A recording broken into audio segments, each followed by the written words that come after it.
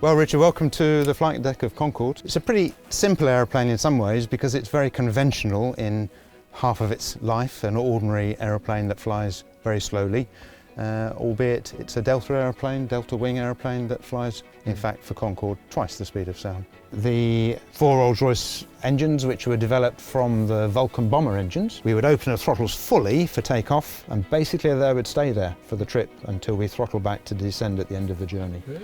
So they were getting about 5 or 8 times more thrust from the intakes than they would if they didn't have the intakes there at all. You guys were ahead of us, car guys, weren't you? Because I mean, when you're in the air, it's a bit more dodgy than if you're on the ground. There's a lot less to hit up there. Well, yeah, you're free of There's no arm coat to bang into. We were always doing what-if calculations in our head. You know, what if an engine failed now, where would I go, and those sorts of things. Most trips, something went wrong, even if it was a minor nature. Yeah. And an airline pilot today with modern engines and monitoring and so on would probably serve his whole flying career and not see a real engine failure. In this aeroplane I saw 5 engine failures 1 month. Yeah, and of course the closer you got to your destination, the happier you felt, in a way. Yeah, but I was always happy.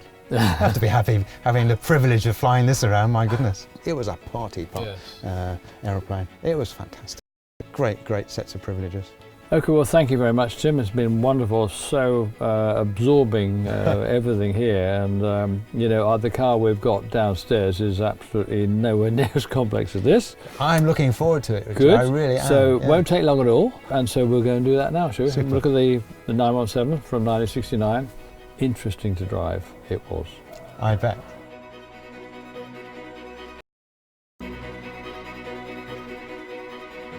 Wow. Yeah. It's You could stand. You can stand on that. It's an art, isn't it? Do you have a shoehorn, please? We race with, of course, with helmets on, so that's going to take another couple of 3 inches. But so I've got to be even lower. Nah, yeah, but you're fine. Well, it's a car. It's got 4 wheels. It's got a steering wheel, so that's the basic bit of it, and the gear levers here. The rev counter goes probably higher than it says there, but we were only using, in race terms, I think 8,000 was absolutely, we wouldn't go more than that. There's a safety margin then of another maybe 500 or 600 rev before the engine would not work anymore. Really, it's an air-cooled engine, so very much on plain airplane principles. The oil temperature could go quite a long way high and it would still work.